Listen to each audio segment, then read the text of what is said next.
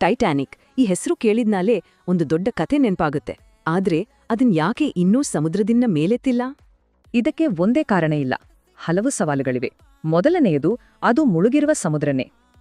ಅದು ಬಿದ್ದಿರೋ ಜಾಗ ಸುಮಾರು 3.8 ಕಿಲೋಮೀಟರ್ ಆಳ, ಅಂದ್ರೆ ಅಷ್ಟು ಆಳದಲ್ಲಿ ಟೈಟಾನಿಕ್ ಇದೆ.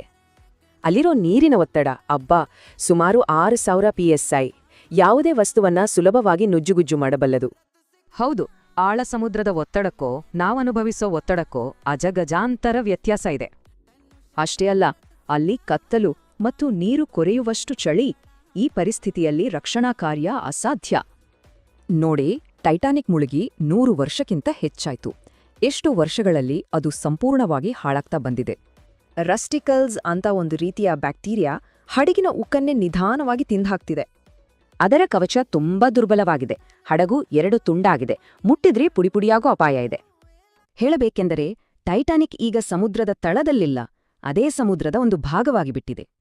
ಭೌತಿಕ ಸ್ಥಿತಿ ಒಂದು ಕಡೆಯಾದ್ರೆ ಇದನ್ನ ಮೇಲೆತ್ತೋದು ಅಂದ್ರೆ ಅದೆಂಥ ದೊಡ್ಡ ಸವಾಲು ಗೊತ್ತಾ? ಅದಕ್ಕೆಂದೇ ಹೊಸ ತಂತ್ರಜ್ಞಾನ ಬೇಕು, ಅವಶೇಷಗಳನ್ನ ತೆಗಿಬೇಕು, ಆಮೇಲೆ ನಿಧಾನವಾಗಿ ಮೇಲೆತ್ತಬೇಕು. ಖರ್ಚು ಕೂಡ ಅಷ್ಟೇ ಆಗುತ್ತೆ. ಸರಿ, ಇಷ್ಟೆಲ್ಲ ಸವಾಲುಗಳನ್ನ ಬಿಡಿ, ಇದಕ್ಕಿಂತ ಒಂದು ಮುಖ್ಯವಾದ ಕಾರಣ ಇದೆ. ಅದು ಗೌರವದ ಪ್ರಶ್ನೆ. ಆ ದುರಂತದಲ್ಲಿ 1500ಕ್ಕೂ ಹೆಚ್ಚು ಜನ ಪ್ರಾಣ ಕಳೆದುಕೊಂಡ್ರು. ಅವರಿಗೆಲ್ಲ ಅದೇ ಅಂತಿಮ ವಿಶ್ರಾಂತಿ ಸ್ಥಳ.